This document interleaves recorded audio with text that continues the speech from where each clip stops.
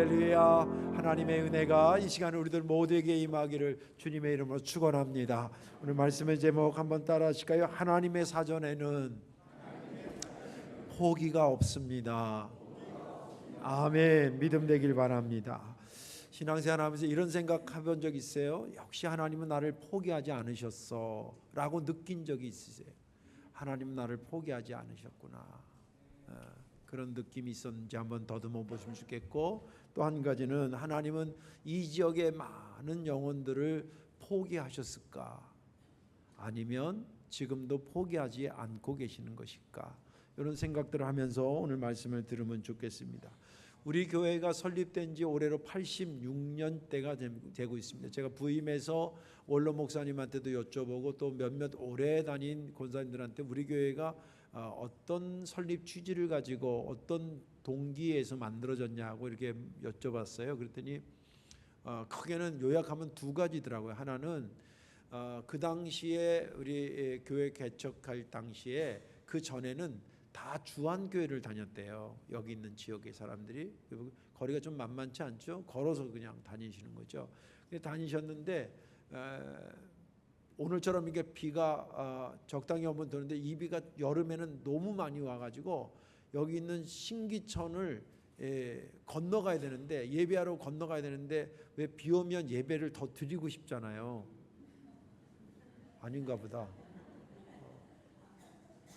비 오는 날도 예배하러 가야 되는데 이 신기천이 범람해서 넘어갈 수가 없어서 너무 마음이 안타까웠던 중에 이의정 권사님께서 그럼 내 집이라도 내놓고 여기서라도 예배하자. 그래서 성덕교회가 아니라 그때는 삼위 기도처로 교회 개척 전 단계로 교단에서 그렇게 명칭을 해서 시작한 것이 저희 교회였고요. 또 한 가지 이유는 보니까 여기에 많은 영혼들이 있는데 믿음이 있는 사람들은 여기서 뭐 주안교회 걸어가는 거는 그냥 걸어가겠는데 힘들어도, 근데 믿음이 없는 사람, 처음 전도한 사람이 여기서 주안교회까지 걸어가자 그러면 아유 뭐 이 핑계 저 핑계 돼서 안 가려 그러니까 여기 있는 사람들을 그래도 한 명이라도 가깝게 이렇게 와서 예수 믿게 하자, 그런 취지로 이 교회가 설립이 되었습니다.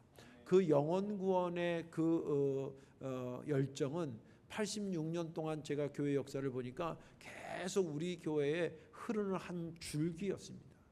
강의 줄기처럼 그 영혼 구원의 줄기가 계속 이어져서, 단적인 예로 저희 교회 매주 화요일마다 선교부에 속해 있는 우리 웨슬리 전도대와 안나 기도회원들이 열심은 여지없이 모입니다. 한 40여 명 됩니다. 많게는 한 50명인데 40명에서 50명 사이에 그분들이 모여서 저랑 같이 예배드립니다. 한 20분 정도 예배드리고 그 예배 때 말씀은 전도와 관련된 말씀만 증거하고요. 그리고 예배가 끝나면 이 전도팀들이 세 팀으로 나눠져서 저 파크자이 아파트 입구에 김은영 권사님 그 슈퍼 앞에서 하고, 여기 데이지마트 앞에서 하고, 그리고 저쪽에 중앙 메디칼 있잖아요. 거기에 이제 테이블을 펴놓고 띠를 띠고 전도합니다. 또 그리고 일부 몇 분은 띠를 띠고 골목골목에 다니면서 전도 물품을 주면서 예수를 증거합니다. 그렇게 그들이 전도하는 중에 안나 기도회원들은 이제 연배가 좀 있어서 이렇게 나가서 돌아다니면서 전도하기 힘든 분들이시거든요. 그분들은 이제 모여서 전도사님과 같이 1시간 반 동안 집중적으로 기도합니다. 전도 나간 교우들을 위해서 기도하고, 또 전도 받는 누구인지를 모르지만 그 사람들을 위해서 기도하고, 이 지역이 복음화되기를 위해서 기도하고, 교회를 위해서, 아무튼 그런 다양한 기도를 하게 됩니다. 그래서 12시쯤 돼서 그 전도가 거의 마칠 쯤 되면 그 전도팀 안에 식사 봉사팀이 또 있습니다. 그분들이 열심히 그분들이 전도하러 나간 사이에 어머니 밥상을 만들어요. 그래서 정말 저도 거기서 먹고 부목사님들 뭐 전도대원들 또 안나기도원들 이렇게 먹으면 정말 누구네 집 가서 대접받는 것 같이 이렇게 잘 대접을 합니다. 그런 이 전도대 활동이 제가 오기 전부터 했으니까 아무튼 언제부터 했는지 계속 그런 흐름이 계속 이어지고 있어요. 그들이 왜 지금까지 그것을 하고 있는 것일까요? 이유는 크게 두 가지입니다. 하나는 주님께서 땅 끝까지 복음을 증거하라고 명령했기 때문에 성과가 있든 없든 그 명령에 순종하는 겁니다. 그리고 또 한 가지는 주님께서 아무리 생각해봐도 이 지역을 하나님께서 포기하지 않았다고 믿기 때문에, 그분이 포기하지 않았는데 우리가 포기할 수는 없지 않습니까? 그래서 나가서 복음을 계속 증거하고 있습니다.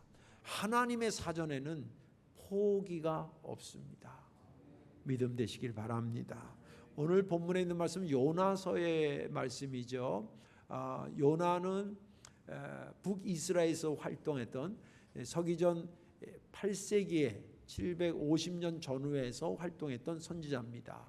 그리고 독특하게 다른 나라에 가서 하나님의 복음을 증거했던 그런 선지자, 요즘으로 말하자면 선교사라고 이해할 수 있겠죠. 그런 역할까지도 했던 그런 선지자입니다.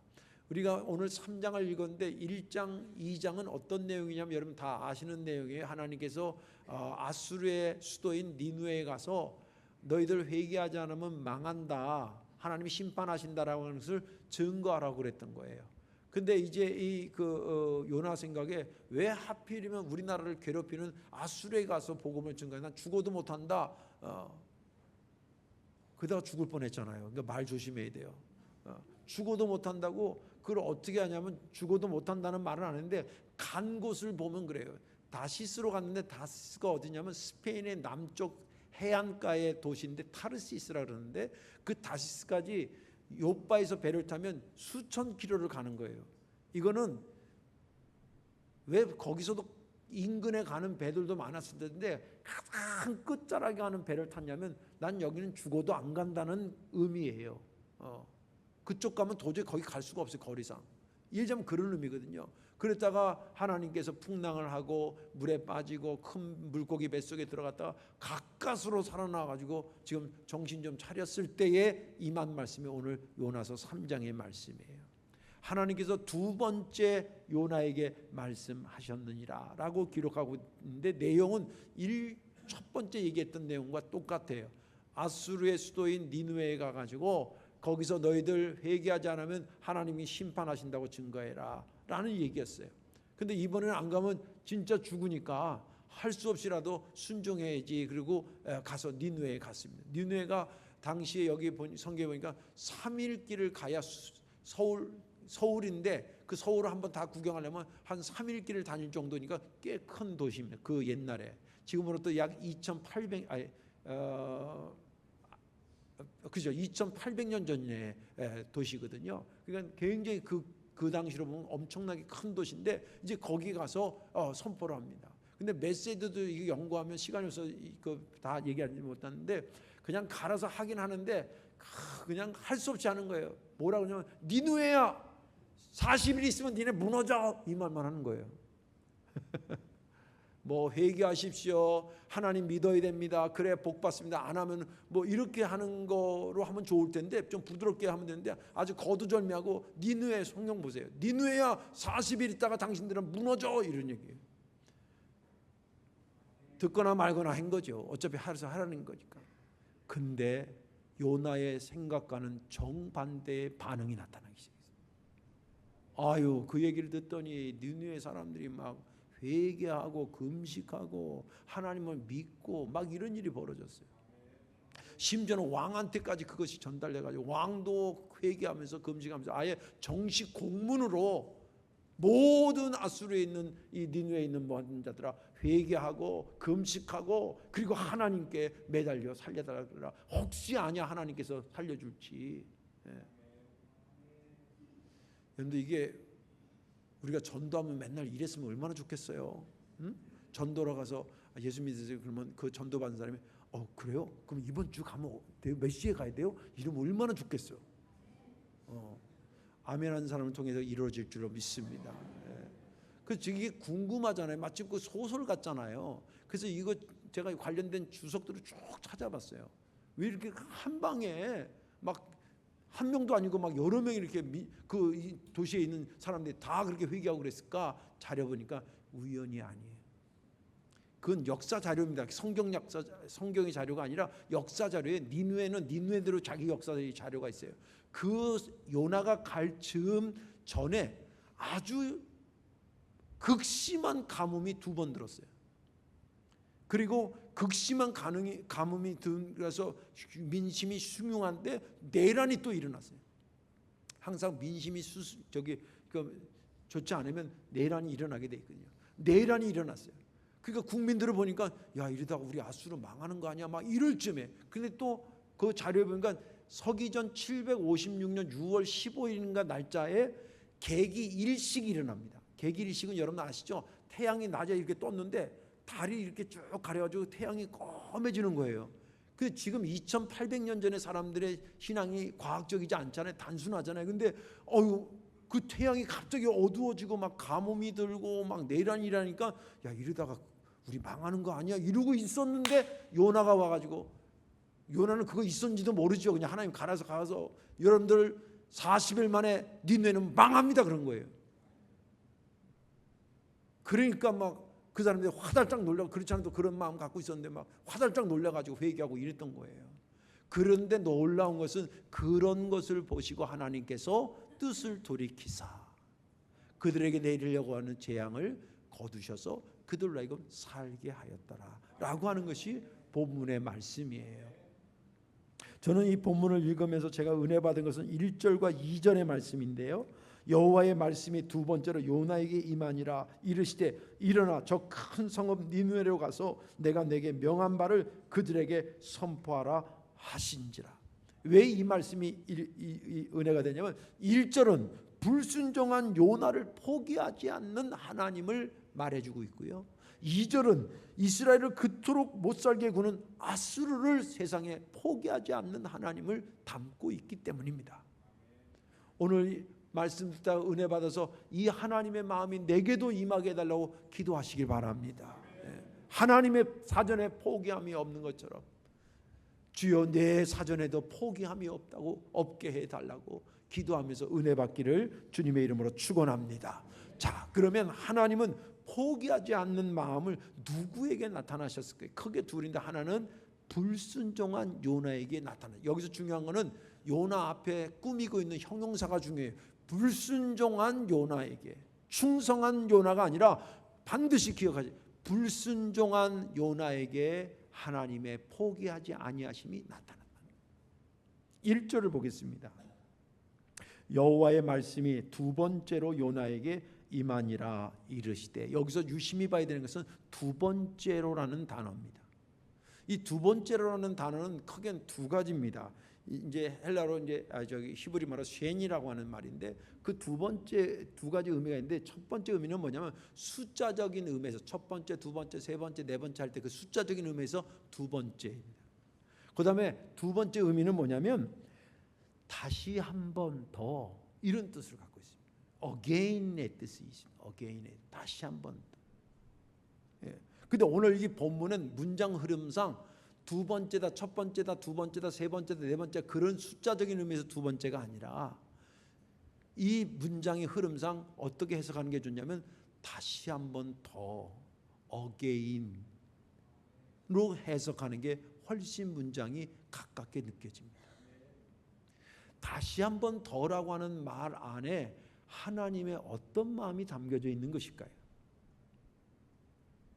그 안에는 요나야 나는 너를 포기할 수 없어. 요나야 나는 너를 포기할 수 없어서 내가 다시 말하는 거야. 그런 의미를 갖고 있습니다.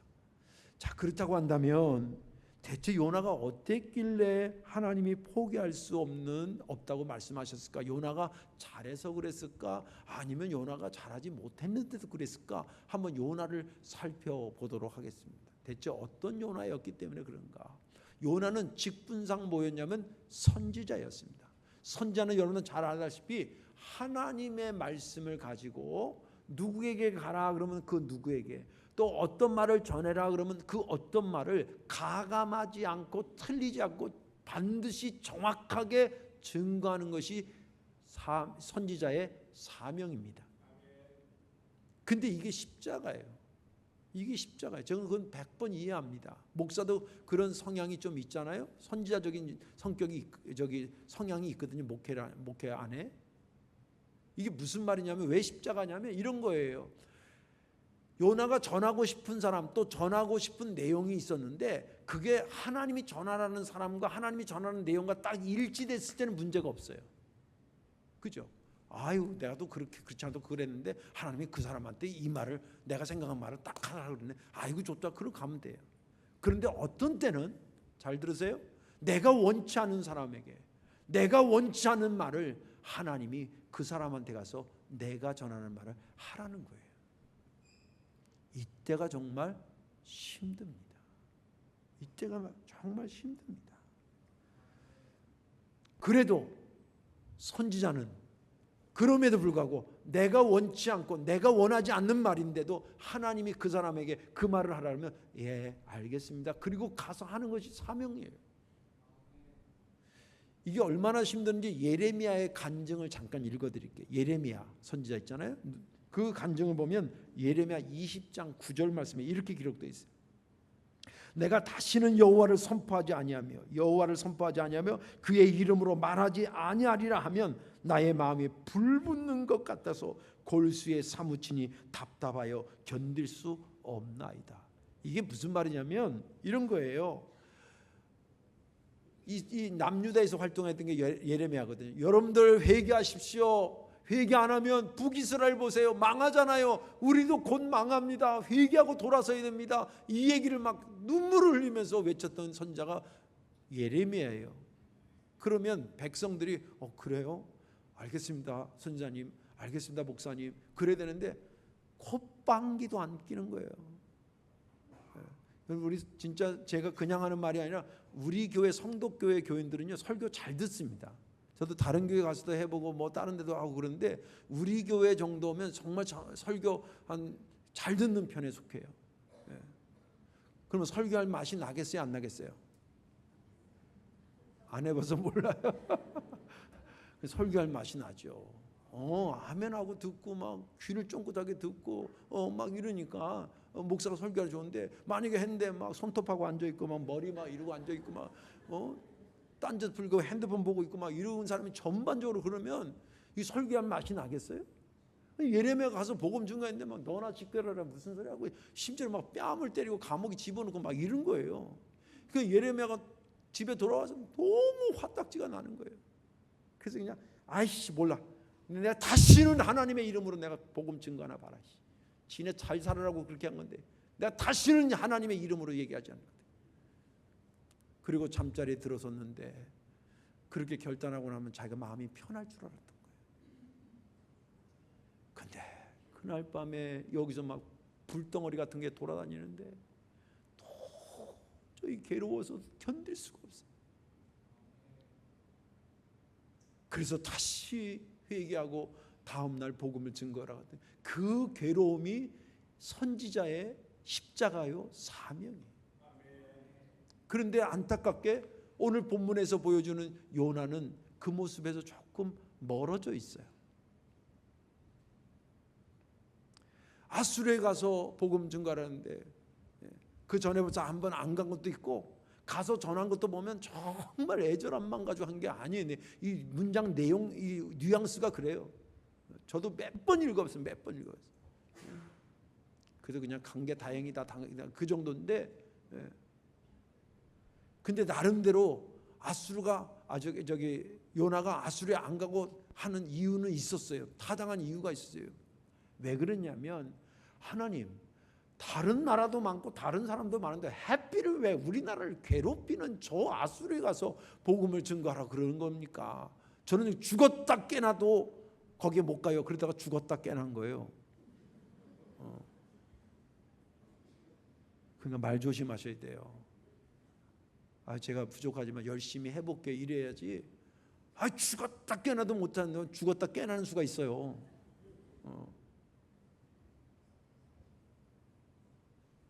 아무튼 그게 선지자로서는 치명적인 죄를 범한 거예요.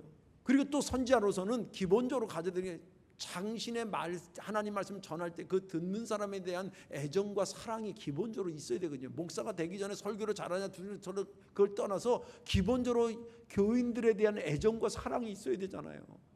만나고 싶고 돌봐드리고 싶고 어떻게든 도와주고 싶고 이게 기본적으로 있어야 되는데 요나는 죄송하지만 좀 그게 부족했어요. 부족했어요. 그래서 하나님께도 그걸 좀 가르쳐주고 지적한 내용이 요나서 4장 10절에서 11절에 이렇게 기록되어 있어요. 여호와께서 이르시되 내가 수고도 아니하고 재배도 아니하였고 하룻밤에 났다가 하룻밤에 말라버린 박농쿨을 아꼈거늘 하물며 이 큰 성읍 니느웨에는 좌우를 분별하지 못하는 자가 12만여 명이요 가축도 많이 있나니 내가 어찌 아끼지 아니하겠느냐 하시니라. 이건 무슨 말이냐면 직설적으로 얘기하면 야 요나야 너는 네가 심지도 않은 거 내가 일부러 박농쿨을 막 잘해서 너 그늘지게 해서 시원하고 그러다가 갑자기 또 박농쿨을 너 깨달게 하려고 확 없애니까 더워 죽겠다 그러면서 박농쿨이 없어진 거를 막 이렇게 안타까워하는데 너는 아수르 사람은 네 박농쿨만큼도 못 되냐? 이런 뜻이에요. 너는 사람의 영혼이 구하냐? 박농쿨이 더 중요하냐 이놈아? 이런 뜻이에요. 그 영혼에 대한 어떤 그런 간절함이 이게 없는 거예요. 그리고 만약에 목회를 한다면 이게 어떻게 목회가 되겠어요? 그런 식이에요. 자, 종합해 보면 그는 하나님이 하나님대로 불순종한 요나예요. 그리고 영혼에 대한 기본적으로 애정과 사랑이 결여된 선지자예요. 자, 점수를 매겨 봅시다. 몇 점짜리일 것 같아요? 요나 선지자는 몇 점짜리 선지자 같아요? 100점과 90점은 거의 아니죠. 내가 볼 땐 잘 지면 60점이에요. 그리고 좀 야박하게 지면 50점 전후예요. 그런데 놀라운 사실이 있습니다. 이거 분명히 100점짜리가 아니거든요. 그런데 그 요나에 대한 하나님의 입장이 어떻느냐가 굉장히 중요합니다. 오늘 성경을 좌우로 깊이 봐서 하나님의 요나에 대한 입장은 요나야 그래도 나는 너를 포기하지 않아. 나는 너를 포기하지 않아. 라는 입장이었다는 거예요. 하나님이시면서 이 땅에 오신 예수님의 사역을 보더라도 그건 그대로 고스란히 나타나요. 예수님도 12제자들이 있었잖아요. 12제자들이 여러분들 나중에 성령 받고 부활하고 뭐 오순절에 성령 받고 그리고 뒤집어져서 한 거는 그거는 참 고맙고 감사한데 그 이전까지는 예수님의 속을 많이 속였어요. 세게 했어요. 요한복음 21장 17절을 보세요. 세 번째로 이르시되 요한의 아들 시몬아 베드로를 향해서 말하는 거예요. 내가 나를 사랑하느냐 하시니 주께서 세 번째 내가 나를 사랑하느냐 하심으로 베드로가 근심하여 이르되 주님 모든 것을 아시오매 내가 주님을 사랑하는 줄을 주님께서 아시나이다. 예수님께서 이르시되 내 양을 먹이라. 이 말은 여러분 아시다시피 예수님이 십자가에 달려 죽으시고 3일 만에 부활하시고 이 제자들이 먼저 들어요. 마리아들을 통해서 예수님이 부활했다는 것을 자기들이 목격했다고 듣는데 시큰둥하고 있는 그 제자들한테 주님 나타나서 보여주기까지 했어요. 엄청난 기적을 목격한 거 아니에요. 그러면 그때부터 보따리 싸가지고 난 복음 증가로 가고 이래야 되는데 그건 그거고 또 먹고 사는 건 먹고 사는 거니까 이거 냅두고 기적을 봤음에도 불구하고 갈릴리 가서 물고기 잡고 있는 거예요. 그때 주님 또 그날따라 한 마리도 못 잡고 막 이럴 때 주님 해가지고 물가에서 나오는 요한은 베드로한테 하신 말씀이에요. 이 세 번째 말씀이에요. 세 번째 똑같은 질문에 네가 나를 사랑하느냐. 세 번씩 계속 똑같은 것을 묻는 것은 뭐냐면 나는 너를 포기할 수 없어 그 뜻이에요. 요한아 베드로야 네가 나를 세 번 부인했지만 그래도 나는 너를 포기할 수 없어. 너는 내 양을 먹여야 될 사명이 있는 자야. 그렇게 세 번씩 하니까 베드로가 그제서 너무 미안하기도 하고 죄송하기도 해서 예루살렘으로 다시 가서 120명이 모여서 기도하다가 성령 받고 복음 증거하다가 주님이 십자가에 달려 이렇게 서서 돌아가셨는데 내가 어떻게 감히 주님처럼 죽습니까? 그래서 그 다른 자료에 보면 나를 거꾸로 귀향에 십자가 죽이려면 나 거꾸로 매달려 죽여라. 내가 어떻게 주님처럼 이렇게 멀쩡하게 죽냐. 그래서 거꾸로 십자가가 베드로의 십자가예요. 그런 사람이 됐어요. 주님은 베드로를 절대 포기하지 않았습니다. 자, 그렇다고 한다면 우리를 포기하셨을까? 하나님이 요나를 포기하지 않고 예수님이 베드로를 포기하지 않았는데 그 하나님이 우리는 포기하셨을까? 포기하지 않았습니다. 이건 제 생각이 아니라 성경에 그렇게 기록되어 있습니다. 이사야 49장 16절에 이렇게 기록되어 있습니다. 내가 너를 내 손바닥에 새겼고 너의 성벽이 항상 내 앞에 있나니. 내 손바닥에 썼다가 아니에요. 이 원어를 보면 썼다가 아니라 돌에다가 이렇게 정을 해서 비석 파듯이 손바닥에, 하나님의 손바닥에 내 이름을 새겼대요. 이 말의 의미가 뭡니까? 나는 너를 잊을 수 없고 나는 너를 포기할 수 없어. 그 뜻입니다. 은혜 되기를 주의 이름으로 축원합니다. 하나님이 나를 포기하지 않았으니까 여러분들 스스로도 여러분들 자신을 포기하면 안 돼요. 좀 부족할 수 있어요. 또 예년 같지 않게 나이도 점점 들어가는 것 같아요. 어느 분이 그러더라고요. 아유, 목사님, 저는 생전 내가 안 늙을 줄 알았는데 어떻게 살다 보니까 저도 이렇게 늙네요. 저는 그 얘기 듣는데 막 가슴으로 막 이게 가슴으로 들리는 거예요. 왜냐하면 요즘 내가 그렇거든. 며칠 전에 오래간만에 7, 8년 만인가 이렇게 어떤 교인 만났는데 아유, 목사님도 생전 안 늙을 것 같은데 머리도 성성해지고 많이 희고 그러셨네요. 그래서 내가 그래야지 뭐 어떻게 하겠어. 우리가 나이가 들면 아유, 나도 이제 끝났나 봐. 아유, 나도 뭐 이런 거 생각할 수 있는. 또 나이 들어서 그런 건 그나마 난데 요즘은 젊은 애들 중에서도 취업도 안 되고 나는 루저야 뭐 이런 애들이 많다는 거예요. 하나님이 여러분들을 포기하지 않았으니까 여러분들도 여러분들 자신에 대해서 포기하지 않기를 주의 이름으로 축원합니다. 마지막으로 하나, 주님은 또 누구를 포기하지 않았냐면 하나님을 믿지 않는 니느웨 사람들을 포기하지 않았습니다. 오늘 요나서 4장 11절에 보면 이렇게 기록되어 있습니다. 하물며 이 큰 성읍 니느웨에는 좌우를 분별하지 못하는 자가 12만여 명이요 가축도 많이 있나니 내가 어찌 아끼지 아니하겠느냐. 이거는 요나가 그토록 미워하는 니느웨 사람들에 대한 하나님의 마음이 어떤지를 표현하고 있는 말씀에 굉장히 중요한 의미를 담고 있습니다. 여기에 보면 하나님이 하나님을 믿지 않는 자들에 대해서 간단히 얘기하자면 망할 자식 아니에요? 하나님 안 믿는데 망할 자식이지. 근데 망할 자식이라고 얘기하지 않고 상당히 절제된 언어를 쓰고 있어요. 잘 들으세요. 오늘 절제된 언어. 절제된 언어를 뭐라고 쓰냐면 좌우를 분별하지 못하는 자들이다. 안 믿어서 멸망할 자식을 왜 좌우를 분별하지 못하는 자라고 그렇게 절제된 언어를 쓰냐면 이들을 포기하지 않고 이들에게 희망을 갖고 있기 때문에 그래. 다시 말해서 좌우를 분별하지 못하니까 거꾸로 좌우를 분별하도록 가르치면 저들이 소망이 되고 저들이 새로워지고 저들이 변화되고 생명에 이를 수 있다라고 하는 가능성을 품고 한 말이 그 말이에요.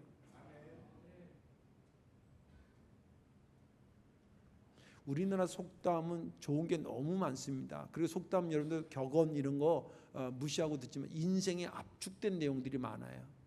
그런데 대부분은 그런데 몇 개는 기독교적인 신앙의 관점에서 고쳐야 될 속담도 몇 개 있어요. 그 중에 하나가 뭐냐면 우리 어릴 때 공부하고 막 공부 안 하려고 그러면 엄마 아빠가 뭐라 그래? 야, 배워서 남 주니? 배워서 남 주냐고. 근데 기독교 신앙에서 볼 때는 배워서 남 줘야 됩니다. 배워서 남 줘야 돼요? 남 주지 말아야 돼요? 줘야 됩니다. 그리고 또 어르신들 이런 말을 하잖아요.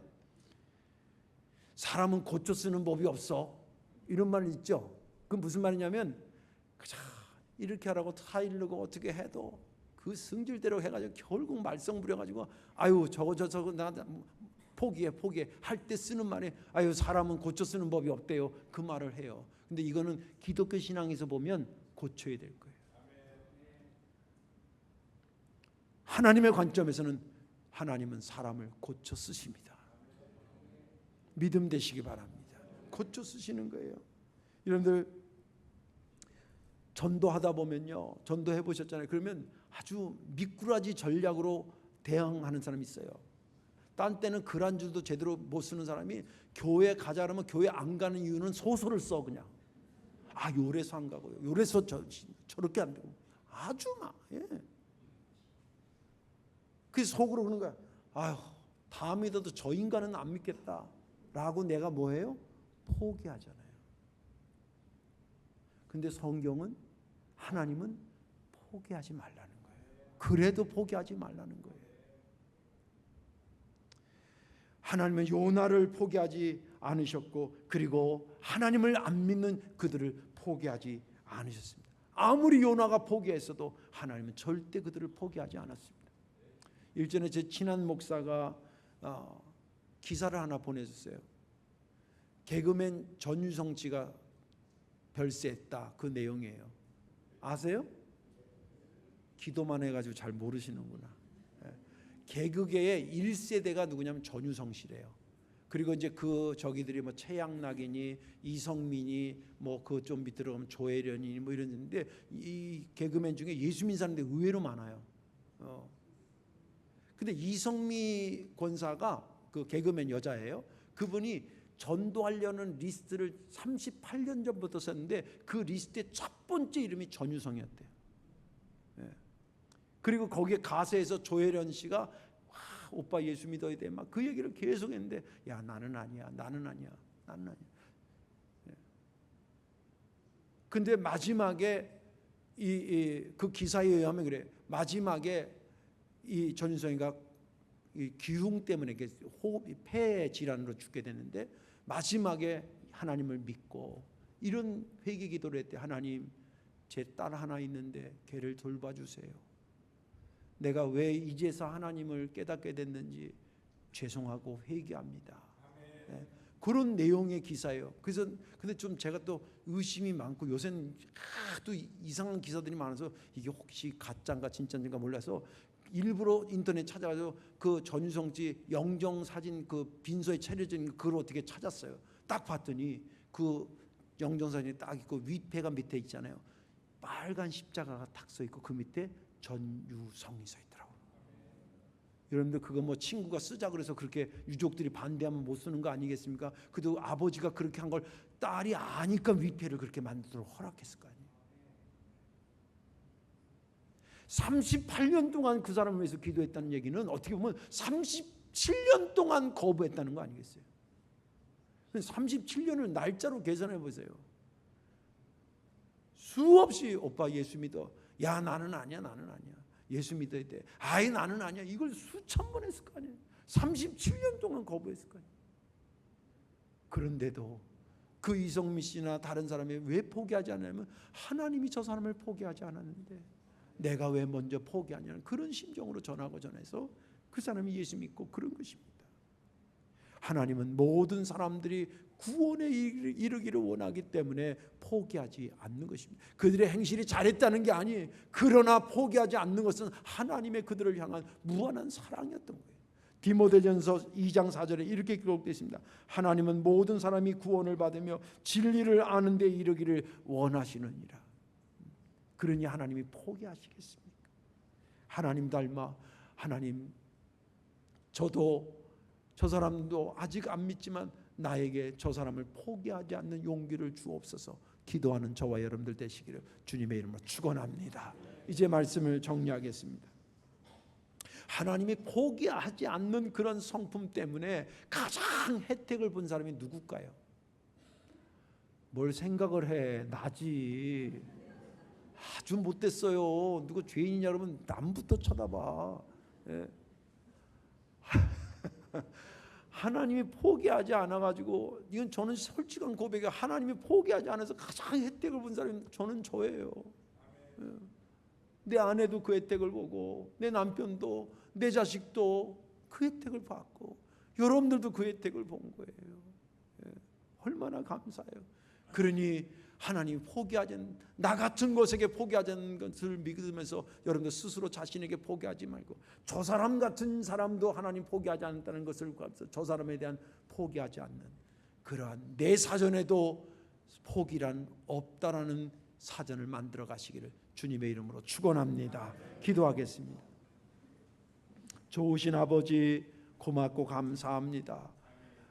주님께서 포기하지 않았기 때문에 오늘의 제가 됐고요, 주님께서 포기하지 않았기 때문에 86년의 송덕교회 역사가, 구원의 역사가 만들어진 줄로 믿습니다. 이 믿음으로 살게 하여 주옵소서. 예수님의 이름으로 감사하며 기도하옵나이다. 아멘.